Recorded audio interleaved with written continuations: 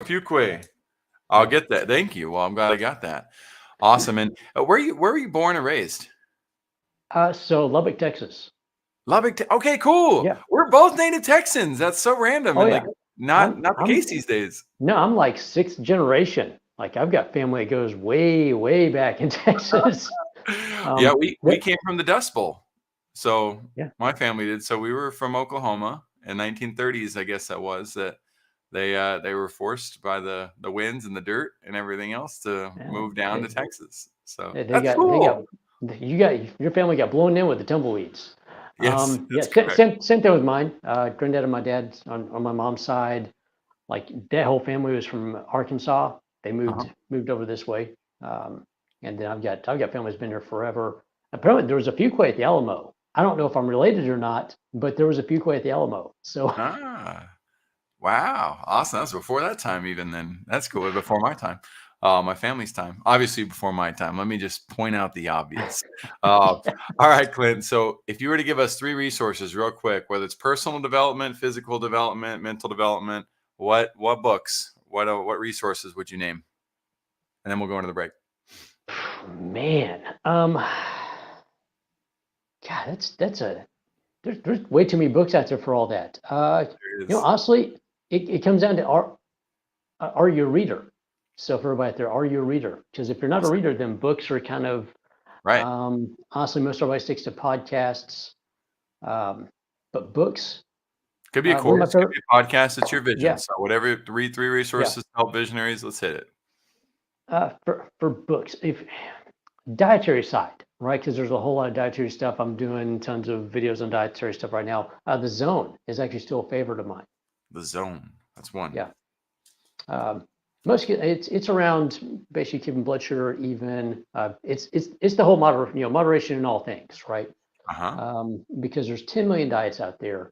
I kind of use this as the base that I work from with everybody from a dietary standpoint and strategy, Uh-huh. because it is a moderation thing, right? Nice. Um,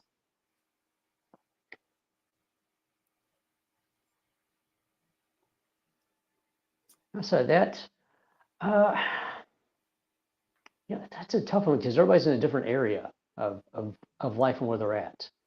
Um, Man, you got me stumped on that one right now. Because honestly, I don't do a whole lot of books, right? So I Yeah, do a I'm, lot of I'm okay with that. actually I What do do you I do a do? lot of podcasts. I do a lot of Well, do podcasts. I that. do a It's whole a I do resource too. So what are the two yeah podcasts? yeah. So I do a lot of shorts as well. So Me too. funny enough, Joe Rogan. I love Joe Rogan. Joe Rogan. His pod yeah because there's so much information. He's got so many people that come on there. Absolutely. So if you want a diverse piece of thought coming at you at all times because the best thing you can do is question your own thoughts and beliefs and what you think and how you believe and how you live. And if you want to do that, it happens on there a lot because Yeah. there's so much diversity of the thought and influence and people Opinions. on there. Yes, a lot of What's the different third one? opinions coming on. Third one, going back to the whole health responsibility stuff like that. Um, Hillsdale College has some really good podcasts and stuff specifically about the founding of the country. What was it? Hillsdale College. Hildo College? Yeah, Hillsdale. Hillsdale Yeah, College. Hillsdale College. We'll put Um, that in the show they notes. they dive they dive into the Constitution a whole lot, not just about the Constitution, but everybody that wrote it, like the conception of it, how it got there, how it was created. They go through all the articles of it. I mean, it's top to bottom and really, really, really in depth why things were written the way they were written, as opposed to just people saying, "Oh, we think it was this, it was this." No, no. Here's actually what everybody wrote about how it was written, how they crafted and created it. Um, That's because deep. I mean, it's an election year, right? So there's a whole lot of stuff about this is constitutional, it's not constitutional. Well, you might want to go back to the guys that wrote it and see what their real thoughts and ideas were about what happened in the Constitution, Constitutional conventions, all the battling back and forth about what ended up in there, whys, the hows, and everything else, and also getting to know about the people that wrote it. Uh-huh. Um, It's huge. they also have a great one. They've got some great ones about the Bible as well, especially going into Genesis, creation, stuff like that. And getting into the hows and whys, and digging into reading the Bible is one thing. Understanding it is a whole Yep. different deal. So you have to know the source scripture, when it was written, why it was, the writers, Yes. the language, what a word means, what a word meant, and then what happened whenever you start switching words around. Uh, from And that's also part of the Hillsdale College Yeah, podcast? yeah, That's awesome, man. Thank you yeah, for that. yeah. That's It's actually a big not one it for me. yeah I'll be yeah excited to dive into it. yeah, and it's not actually podcasts. These are actually classes. These are courses. These are free Classes. courses that they offer. So like a full course that they offer for free. So free courses are really nice. That's fantastic. Absolutely. Yeah, I know a lot of people who say that if you give people something for free, then they won't appreciate it, and yeah. that's absolutely not true. No, it's There are lots of people who will dive in and devour that. I'm what's one of it them can it, when it it can be. matters. So, but let's go to the break real quick. We'll come back. Yeah. When we come back, everybody, we'll talk about mastering our personal health responsibility as we dive into Clint's vision. All right, welcome in to Vision Pros Live with Jackson Callum. I'm your show host. We will be doing interviews for visionary entrepreneurs and guest leaders who are building fantastic visions out there.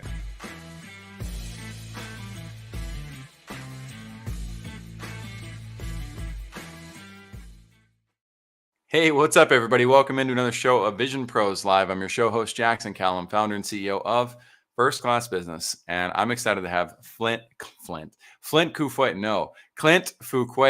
on the show today. Clint's gonna be joining me. We're gonna be talking about health responsibility, our opportunities to improve our health. He is what I would call a fitness nut, and that is a great thing. I'm a business nut, by the way. So let's move into some of these sponsors before we do that. And of course, talk about the Water Project. Feel free to look up the Water Project while I talk about the first two. The Wellness Shop 365 by Sean Lechuga. Sean has this approach to integrative nutrition, health, and wellness that also consists of this wheel assessment for your life that dives into talking about your spirituality, your creativity, your we need to go down to it. Cynthia, si puedes bajar, por favor, gracias. To joy, finances, career. The wellness wheel that he has here really inspired me, and I'm excited to help him redesign this so that it's that much more user friendly for people who don't catch the concept and vision of how cool this is. But to have somebody who actually cares about your well-being beyond the food, beyond the exercise, and dives in much deeper with you in terms of what it is you're trying to accomplish in life can be extremely inspiring and motivating for those who are looking for wealth beyond the current modern definition, perhaps. He's got a great family. Absolutely love working with him. He also is involved in our pre-show process. So a lot of people who come onto this show meet with Sean first, and Sean hears them out about their vision to see if they would be a good fit for moving forward with us. So he's also very potentially becoming a business partner of mine at First Class Business as we continue to work together. It's been about 6 months. It's been absolutely awesome. He's a brother from another mother, and I highly recommend checking out what he's up to. The Lost Spot with Melissa Gray. Melissa Gray also came onto our show, and I've been looking for years for a lawyer who also has a personality. No offense to some of the lawyers I've met in my past, but to have somebody who is a nurturer, who understands legal matters and can break it down in simple realities while appreciating you as a human being who has a capacity to listen, not just for the sake of ensuring that they're clocking every 15 minutes that they invoice you, but somebody who actually cares about your well-being. She breaks business law down into simple terms, and she's building out holistic packages for law so that your everything from estate planning to how to protect your business and how to have your base ready to go, but also have that legal counsel available when you need it. Trust me, it's better to have that up front. I've been in many companies where we did not, and we had to find somebody last minute, and we paid a pretty penny for it. Other cases where maybe we downloaded certain templates from the internet, from the, I don't know, Legal Ease, Legal Zoom, Crocodoc. There's different programs out there that they're not bad. They can get you started in terms of understanding, but when push comes to shove in a courtroom, what I've found is the paper isn't usually what wins. It's usually having the right attorney represent you in the process. So I'd highly recommend it. Why? Because I see too many entrepreneurs that, and again, more than 95% of those I've worked with If I were to ask them, who's your legal counsel? They won't know. They don't know where they're at with that. And that's dangerous if we want to be wise stewards of what we do. Then there's the water project. All of us that are listening right now, I bet 99.9% of us have access to clean drinking water within 100 feet of where we're sitting, standing, or walking. And we have millions of people on this earth who don't. We have an opportunity to come together, give back, even if it's just $5. Even if you don't have $5 and all you can do is share, never underestimate the power of inspiration. You might be the one connected to somebody who goes ahead and funds one of these entire projects. Now, they show you the projects, they show you the communities that'll be affected. And the thing I love about their program is once you've donated to it, they will also give you a status update and you get to see the fulfillment of that dream come true. When I say dream, imagine these kids, these families, 10 years later, after having learned how to create, sustain this source of water. Now they're not leaving work, they're not leaving school. Family members aren't getting sick because of water that they took a risk on. It's an absolutely awesome opportunity to get involved and help out. If you know of a cause that you'd also like to see us support and help out with, please don't hesitate to drop it in the comments. We'd love to take a look at it and see if it's something that we might put on the show as well, or if it's something that we just might contribute to directly. You never know if you don't take the chance. So before bringing Clint on board, Clint is known as the health engineer. He takes an engineering mindset to moving health forward. So I have a feeling him and Sean are going to be great friends. And in addition to that, my hope is that you will have the opportunity to find out, is this also a type of person that I want to learn from? He's highly sought after as a certified health coach, personal trainer, speaker located in North Dallas area. And he has specialized training in the areas of corporate wellness, personalized nutrition, exercise biomechanics, with over 2 decades of wellness industry experience. He's been an executive and formulation specialist for a nutrition and supplement company, personal training certification instructor, national corporate wellness presenter, the strength and conditioning director for the Dallas Heroes Basketball Academy, and he currently owns the Olympic Fit Gym, where he's actually helping Olympians prepare for their Olympic careers and hopefully bringing some gold medals home for our lovely country. Without further ado, Clint Fuqua, welcome to Vision Pros Live. Yeah, thanks for having me on. Thanks for having me on, and it's especially after last week we had a nice little impromptu discussion for about almost an hour, which was fantastic. Yeah, absolutely, and man. so Let's dive in. Thank you for the great feedback, by the way. We'll start there. That's fine. Yeah, absolutely. So, yep. With what Clint's referring to there is when we're bringing guests onto our show, we want to make sure that we're bringing leaders that are poised to help our audience. And that doesn't mean they have to have everything. They don't have to be Mark Cuban. They don't have to be Elon Musk. They don't have to be the names that everybody, if you drop the name, people in a crowd, 99% of people are going to know. We got to make sure, though, that they're well positioned to help people after the show. And in terms of Clint's website, he had some opportunities to revamp some of that content.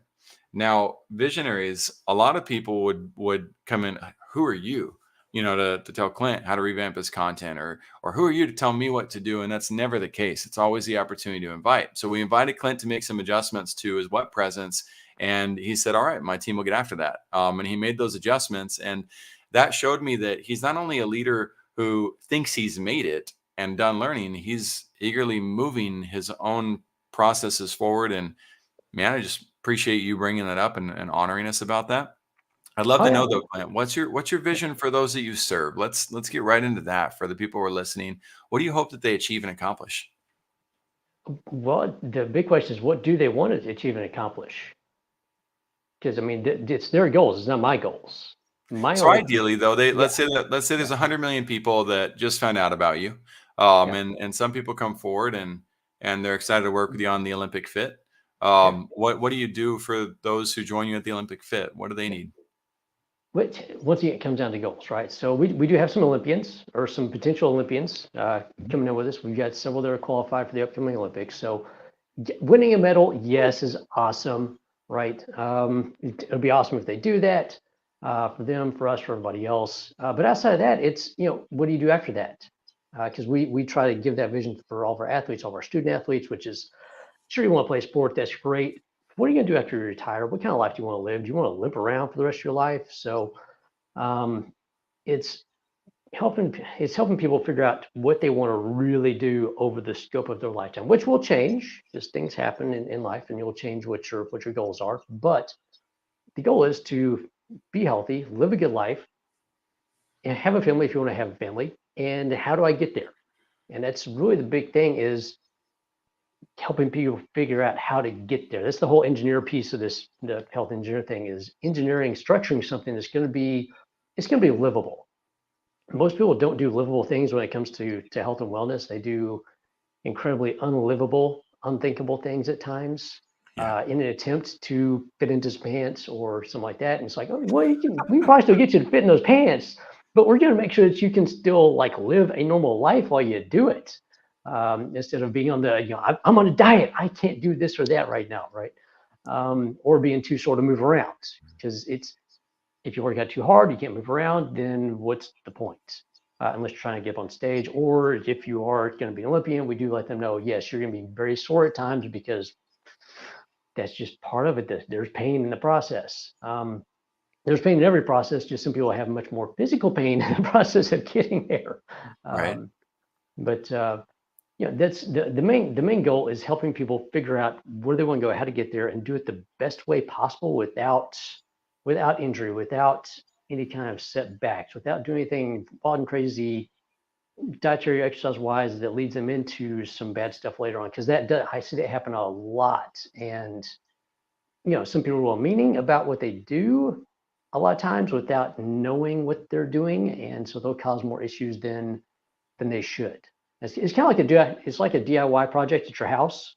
If anybody's ever done a DIY at your house, and then you did it, and then you had to pay double to have the expert come in and fix it.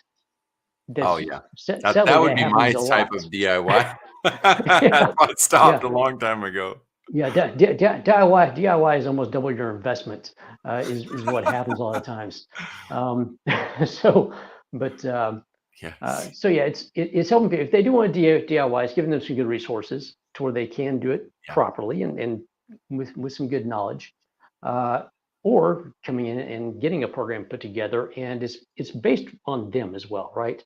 So like if somebody gives you a program, you're probably not going to do it all the way, because it's not yours, and everybody likes to rebel a little bit. We all have some rebel in us, and so somebody tells you you have to do this, and if you have even a little bit of rebel in you, you're going to rebel somehow in some way, shape, or Yeah. form. So the best way to keep people from rebelling is to help them put together their own program. This way, it's yours. You can't really rebel against yourself. You can, but there's a whole lot of back and forth in the programming of stuff Mhm. for people. So because it's I love that. yours, it's your life. It should be your program. It should be your diet. It should be your exercise program at some point. So there's a whole lot of people have to be active in it. It's not a brainless activity for getting Absolutely. healthy. Well, you called me out. I was that one who was rebellious and wanted to figure it out myself so many times. And the cool thing is, you can also channel that. If you find yourself being rebellious, but you find a program that comes from somebody who's amazing, I highly recommend following it. My way of rebelling nowadays is I'm going to do that and then some. Right? Right. I'm going to complete that and I'm going to go above and beyond it because I want results above and beyond what everybody else has achieved with said program. Right. It's a fun shift that people can go through. Now, the other thing I love about your vision is that you talked about helping these athletes think and build beyond the Oh initial yeah. goal of that medal, beyond the here and now. There's a lot of coaches who lose sight of that. A lot of trainers who don't ever think about that or feel like that's part of their responsibility or their opportunity. I got to connect you with Melissa Gray because we've been talking about NILs, the name, image, likeness realities, and we've been talking about how it would be very helpful. These kids are coming out of high school now with the ability to make money on their name, image, and likeness, Oh and yeah. a lot of them have parents too that are of supporting them, helping them move through these realities, but they don't necessarily have the personal trainers and don't necessarily have the legal counsel to help them maximize those opportunities. And that can become a slippery slope pretty fast if you're not prepared Oh for the types of oh challenges we that exist with it.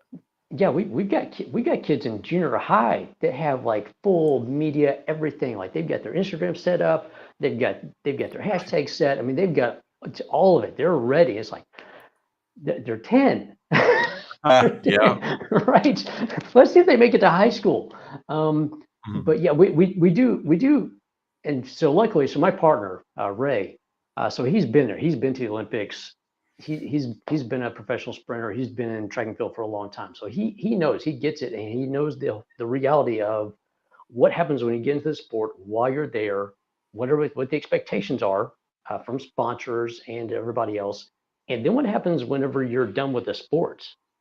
And a lot Yeah. of people forget about this whole, you're going to retire by the time you're 24, 25, maybe 30, Forget about it. Dude, I was an 30, athlete. 32. I never thought If about you're it. Tom, yeah, if you're Tom Brady, okay, sure, you'll make it to 42. Well, okay, you're retired at 42 now. Now what are you going to do? Um, so go back and play again? I don't know. He might. Uh, so yeah, it's getting that mindset of, don't break your body, don't break yourself while you're doing this sport, um, unless you think it's really worth it to do that. Because otherwise, you've got the rest of your life to live, and you need to make sure people respond to you as opposed to you as the athlete. Because there's two different things, right?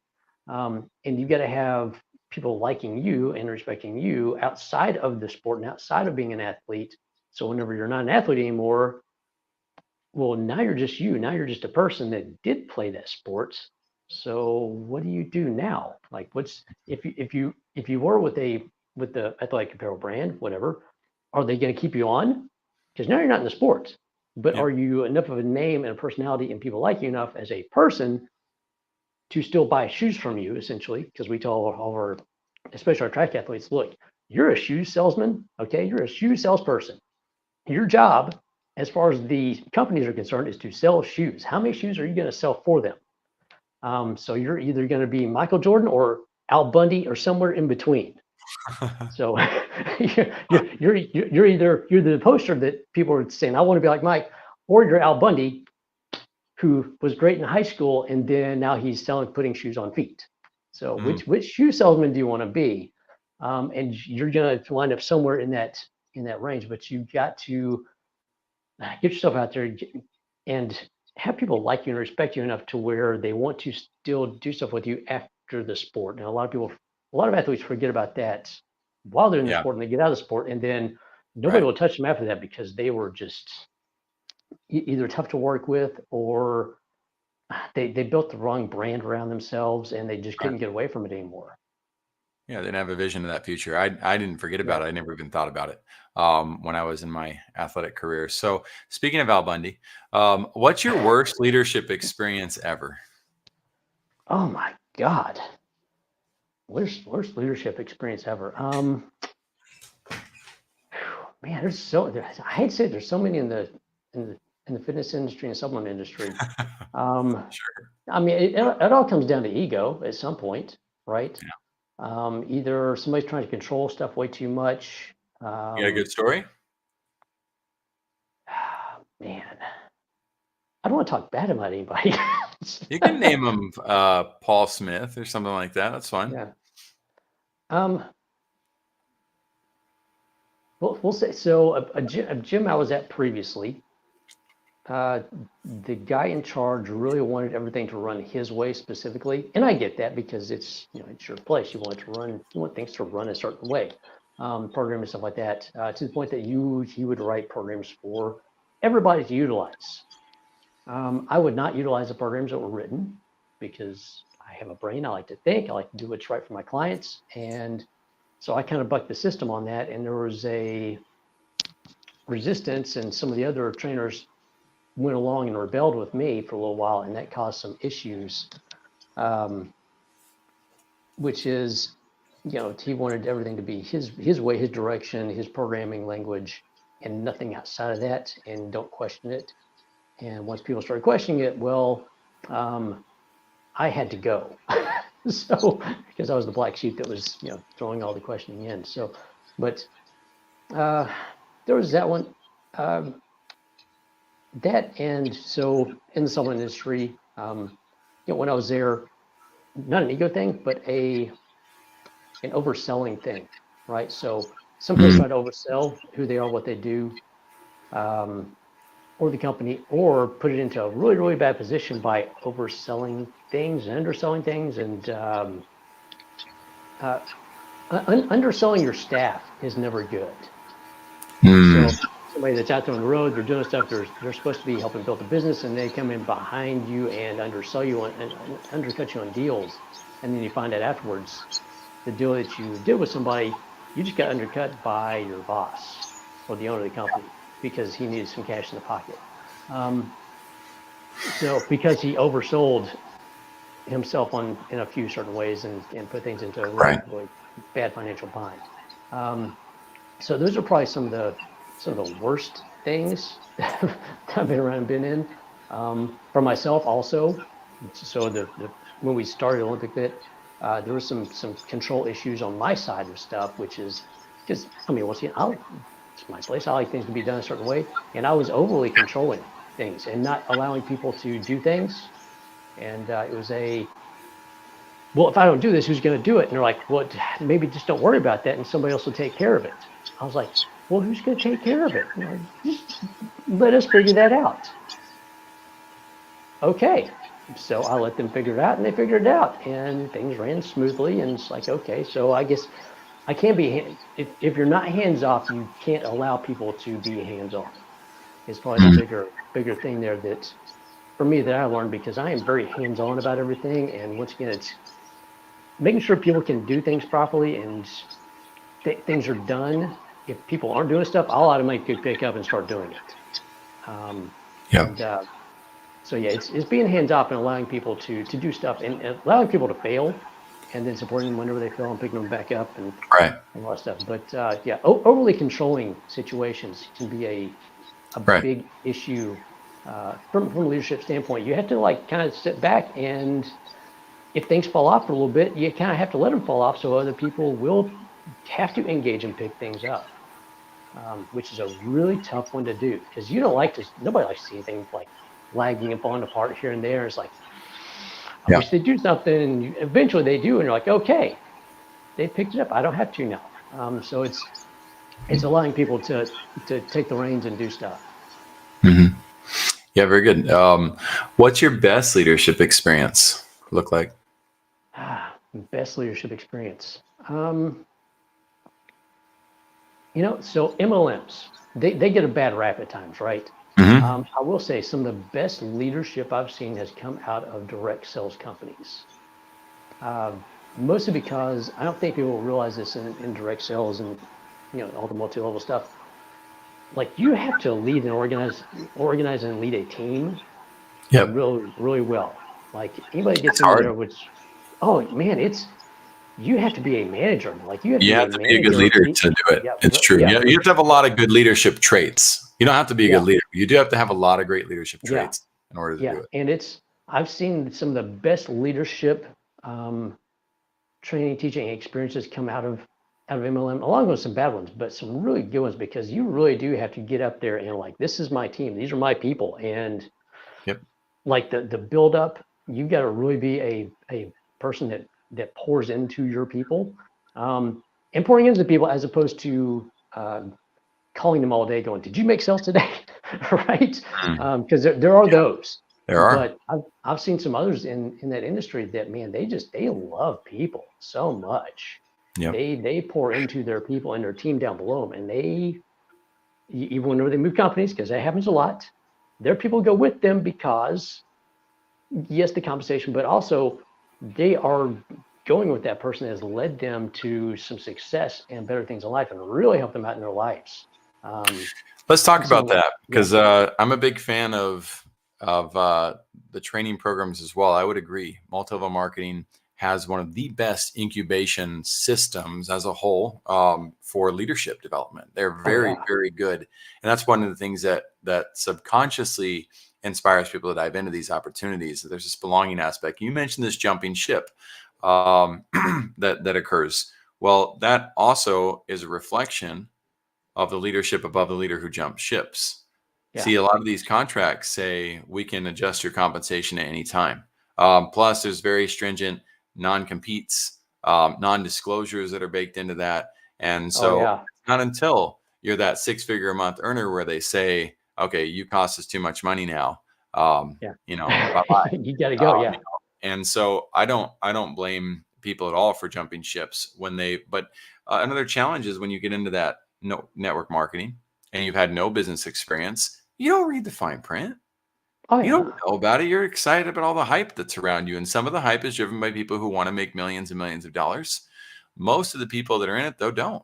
Most of the people bought the product and they're Yeah. happy to belong. And mom or dad pressured them into it, or you pressure your mom and your dad into it. And that's why they're in it as well. And so there's a lot of negative realities that go along with that process too. But there's a lot of honorable things that we learn. Yeah. That's where most of my base for business leadership came from, was learning through my failures of network marketing.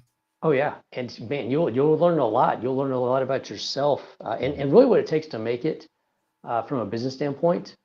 Because when you go out there, I mean, it's you out there, and you got to figure out, okay, are you pushing a product? Are you pushing you? Are you? And you learn a whole lot about should I be running a business at all, right? Mhm. Because you quite literally are kind of running a business, and a lot of people don't realize that in the beginning.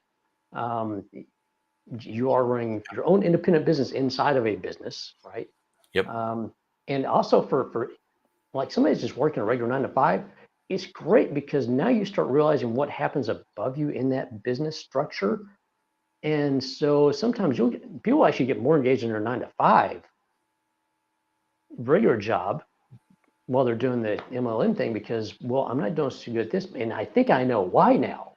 Mhm. And they start getting more engaged in their job. Next, you know, they're moving up the ranks in their normal job, right? Um, or they get really good at doing stuff with the MLM, and they realize, okay, I'm better doing this than just being in this system in the normal job structure. I'm better running my own thing. So it really helps people figure that thing out. Should I be an entrepreneur and go out and build something myself, or am I better in a system helping the system build? Yep. Um, but either way, the engagement factor goes goes through the roof on that because you start learning a whole lot more about how things work for real, Mhm. as opposed to I'm here at my desk, I'm doing my thing. Well, yeah, but here's all the other things that have to happen below you and above you, and if you don't do your thing, then none of these other things can happen. Right.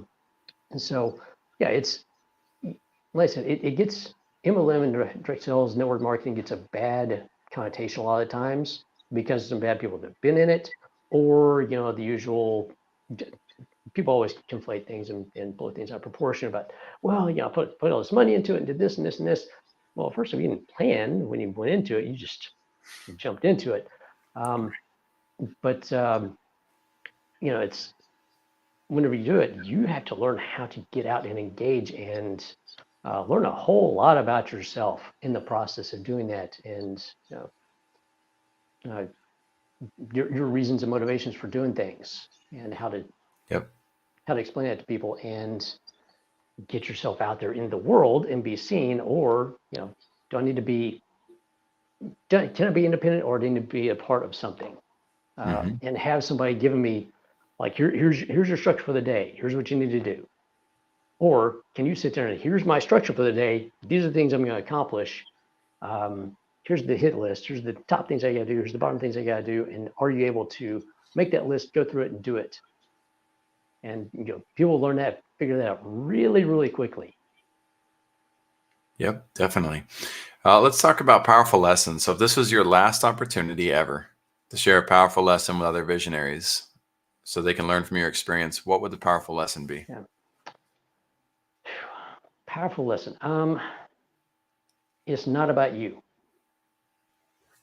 That's the biggie. It's not about you, and it is about you, right? So everybody's going through something. Everybody has things going on.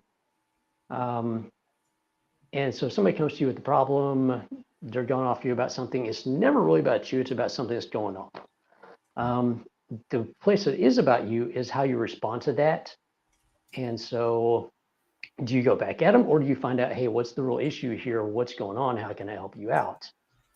As opposed to just starting a war over somebody coming at you, being angry about you, something, but because they're not really angry about you, they're angry about the situation. Maybe something's going on at home. Maybe something else is an issue that they're having to deal with. They don't know how to deal with it, right? So it's that whole thing. It's never really about you, but it's your job to help out at times. And that's probably the biggest thing. And that's in everything. That's in your your public relationships. That means with business stuff. That means somebody walking the door into your business. That means work, with your parents, with your wife, with your husband, whoever. Big one with those. um, Yep. Realize if you're married, because I've been married before. Um, it's not about you, and you have to be a real partner in things that more so than you would expect at times. Um, and if you're not a good partner, they're not gonna lean into you and give you the story and tell you what's really going on. They're gonna find somebody else to do that with, and at that point, things start separating pretty quickly. Yep. So being able to be open and be a real partner in that, also in business too. So like me and my business partner, like we've had some of this had a little rift at some point, and we sat down, we talked, we got through it, and bam, things just have exploded and been great since then. Um, so, but yeah, it's not about you, but it is about you. Love it. I love the That quote. would be the biggie. It's So it's a very similar quote to people don't care how much you know until they know how much you care yeah, about them. Right? So that's what makes it about them. But then yeah, that's also why I coined the quote, not the first part of the quote, which is it's not what you know, it's who you know. Right? yeah, That's the quote. My quote is it's not what you know, it's who you know, and then it's what you know. yeah, Because if you get yourself into a situation where you can help, but you don't know what to do or how to help, then you pretty much are going to burn the bridge with the person who got you in the door. So yeah. I believe you're 100% right. It's not about you Mhm. first. It's about serving and helping others. And then it does come down to, are you capable? Are you qualified? Are you Yeah. able to help people? Let's take some time to talk about mastering your personal health responsibility. So how do we go? What is personal health responsibility, and how do we go about mastering it? Well, for that one, realize it is all about you. Yep. That one, nobody else can get you healthy, right? Nobody else can do anything for you. Nobody can make you eat well. Nobody can make you exercise. Nobody can make you do anything at all, right? Right. Um, Now, some people like to mandate how you do things. I'm not big on mandates. I do not like those. Um, because it is up to you to do things for yourself, and that is the responsibility piece of it, which is taking care of your health. Because I mean, you have this body. We do have replacement parts. The replacement parts, they're decent, they're all right. They'll work for a couple of years, but they're not like the originals. Barring birth defects and things like that. But for the most part, you were born with this fantastically incredible thing that we live in, right?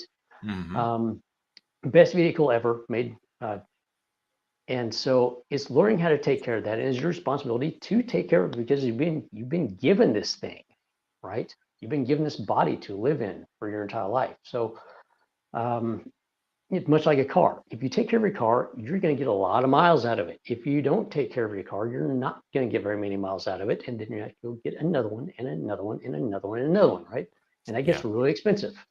Also, if you don't do basic maintenance, car repairs, if you haven't noticed, are really expensive now. Yeah. um, and yes, you can have insurance, and insurance does help, yes. But the point of insurance is never having to use it ever. Um, if you do the maintenance as you're supposed to, you rotate your tires, you get your oil changed, you need to rotate your own tires, you need to change your own oil daily. What does that Um, look like? uh, No, moving from the analogy to yeah, the yeah. physical reality. Well, that means you need to move every day, right? And differently. Like if you do the same thing over and over and over again, you're going to have wear, excessive wear on your body. So I hate to pick on runners, but if you go out and you run the same thing every day, you're going to Mhm. have excessive wear on the joints, on your knees, hips, spine. You're gonna have some excess wear in your brain as well. You're running like this. When you run, you will Mm, start having some brain damage. Um, so making sure that you have a well-rounded system. You are doing some strength training. You're doing some stretching. You're doing breath work. You are doing some cardiovascular stuff. You're running. You're biking. You're swimming.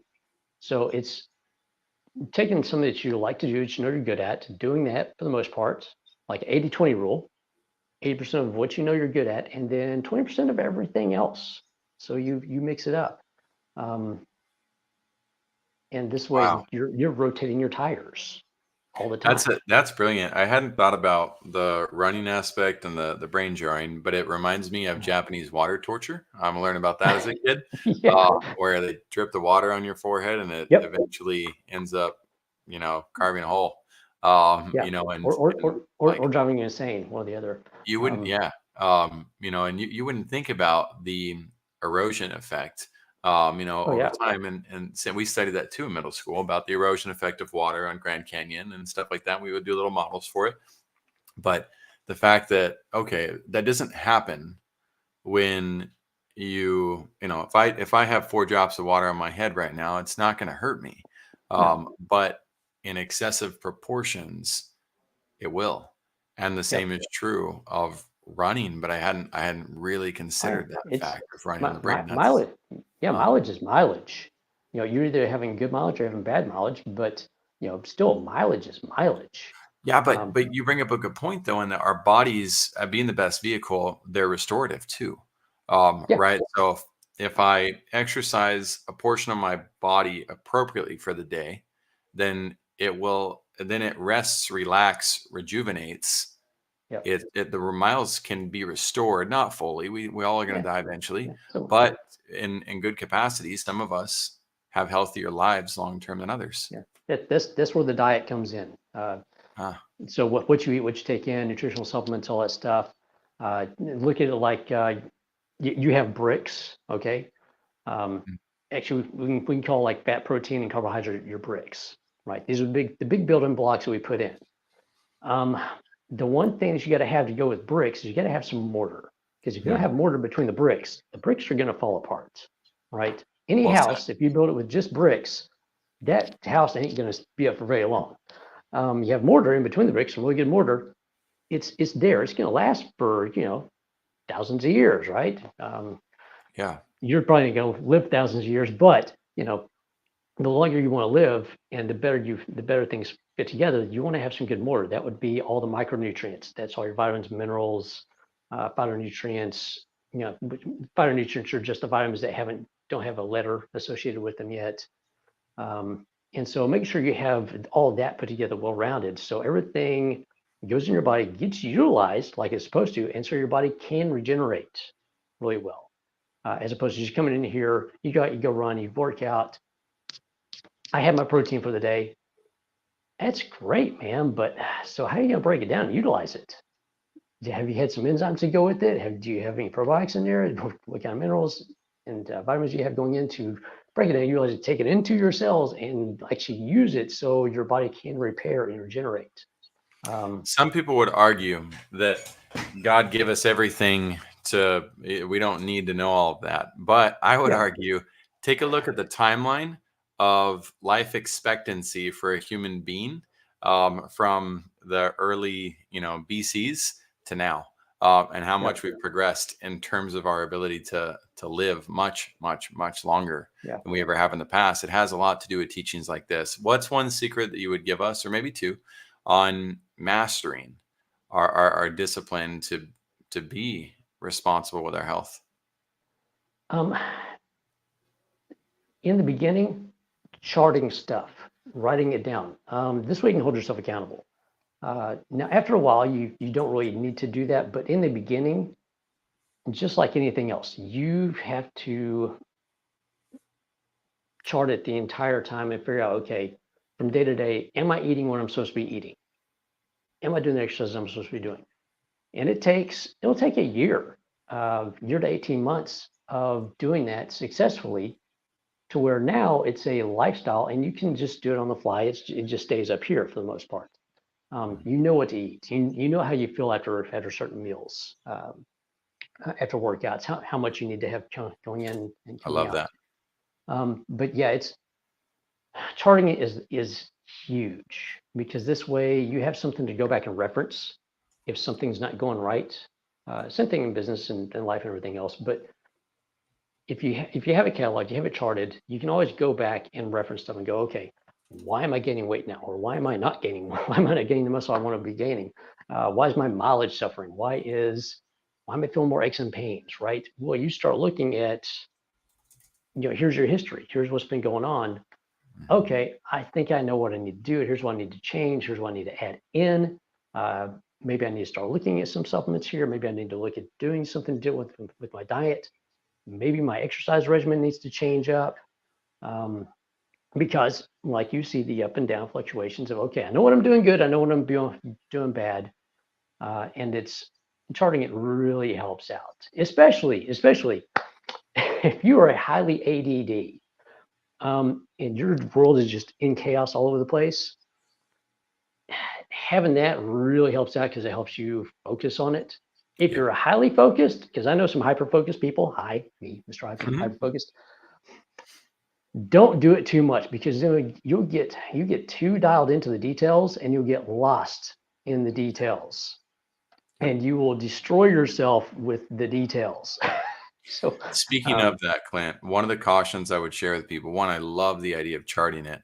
I yeah. am not a big fan of apps that track your nutrition intake and tell you generally what you're supposed to do because I tried that once, like for a Mm, long period, and I yeah. was trying to live according to this app that did not know my personal needs. I was trying to do it without a personal trainer, and I could Yeah. feel myself getting more and more disconnected from my health even though I was following this regimen that was highly recommended by 4 million, reviews and all these Hmm. blog articles that say how amazing this is. So if you're going to track what it is you're doing, like Clint said, we've also got to listen to our body and know what our Yep. body's saying. And if we really want to maximize our results, then it's incredibly important that we find a health engineer, that we find somebody who's got the knowledge of, again, how do these bricks and mortar come together? How do we build our best self?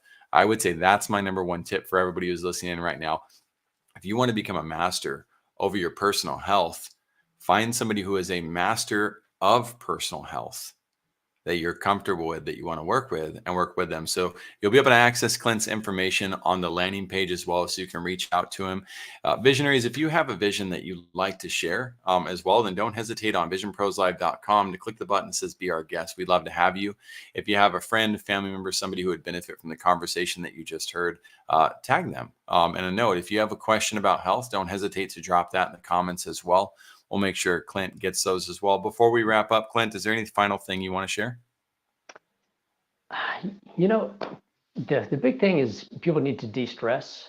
Mm, That's a biggie. Stress is a major killer. There's a lot of stress out there from everything, right? yeah. So the big thing is find a way to de-stress yourself. Go take a walk, do some breathing, find a nice green space to get into. By green space, I mean something that has grass and leaves and trees and stuff that you can be a part of. Get into nature with yourself because we get stuck in these places. Like I'm in this big white room. Um, if you're indoors too much, it's going to destroy you. So get outside, get connected to nature a little bit more because we are natural things. We're natural beings. Um, and sleep. Get your sleep. Get your sleep. That's I really think everybody listening will be happy to hear that as an advice. We hope that you yeah. follow the actions. We invite you to Vision Pros. Have a fantastic rest of your day. Thank you for being here today. I'm really happy that you tuned in to Vision Pros Live. I'm looking forward to seeing your reactions as these episodes continue to move forward. This is going to get more and more fun. We'll have more and more engagement as well. We'll invite people to participate in the show. And thank you for giving us your time and attention.